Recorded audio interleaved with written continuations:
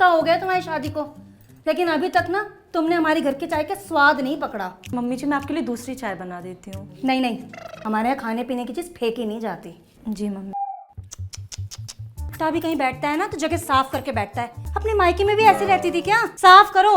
अरे कपड़े नौकरानी से क्यों धुलवा लिए तुमने? सबका रंग फीका पड़ गया है। उसे कहाँ अकल है कि महंगे कपड़े कैसे धोए जाते हैं? कपड़े तो तुम खुद धोया करो ना। नमक का सारा पैकेट उड़ेल दिया क्या? अरे तुम्हारे डैडी जी बीपी के पेशेंट हैं, कुछ तो ध्यान रखा करो ना इन सब चीजों का।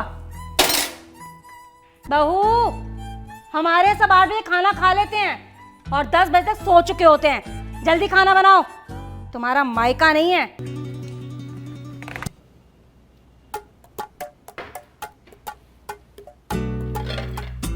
क्या ये कागज खाऊंगी मैं? नहीं मम्मी जी, कागज कोई खाने की चीज थोड़ी ना है।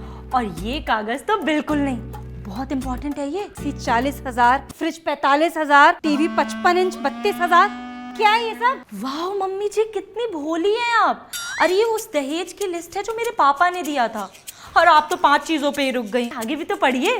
Tata Nexon 14 lakh, 2 BHK flat 90 lakh, और वो मार्केट वाली शॉप 10 बाई 30 की। बस बस, पता है क्या क्या दिया तेरे बाप ने?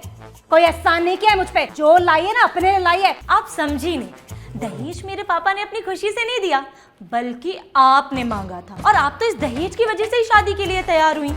मैं तो फिर भी आपका सम्मान करती रही, आपकी सारी बातें मानती रही, लेकिन आप शायद ये भूल गई कि मैं इस घर की बहू हूं, नौकरानी नहीं। और वो सारा सामान दहेज नहीं बल्कि कीमत है, जिसके बदले में मेरे डैडी ने आपके बेटे को खरीदा है मेरे लिए। हल्के में ले रही है कि तुम्हें? हाँ, किसी के बाप की औकात नहीं है मेरे बेटे को खरीद सके। पर तेरी हिम्मत कैसे मुझसे इस तरह की बात करने की? जानती नहीं है बहुत बड़े खानदान से हूँ मैं। तू जैसे को सुधारना ना मेरे बाएं हाथ का खेल है। 1 मिनट मम्मी, मैं पहले अपनी पूरी बात कंप्लीट कर लूं, उसके बाद आप अपना बीपी बढ़ाना। इस लिस्ट के साथ साथ मेरे पापा ने मुझे ये बॉक्स भी दिया था और बोला था कि अगर ये लिस्ट देख करके भी तेरी सास की अकल ठिकाने ना आए तब इसे ओपन करना। तो एक बार देख तो लूं इसमें क्या सरप्राइज है। Oh daddy, I love you so much.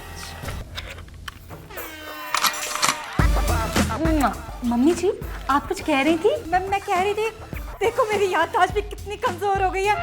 मैंने तुम्हारे डैडी जी को वादा किया था कि उनकी बेटी कोई काम नहीं करेगी घर का, और तुम्हारे लिए मैं पर्सनल मेड भी रखूंगी। अच्छा हुआ बेटा तुमने याद दिला दिया। मैं भी ना कल सुबह ही ना मैं जाकर अच्छी सी मेड ढूंढ ले। ठीक है, तुम ये बंदूक को ना संदूक में ही रखो, ठीक है?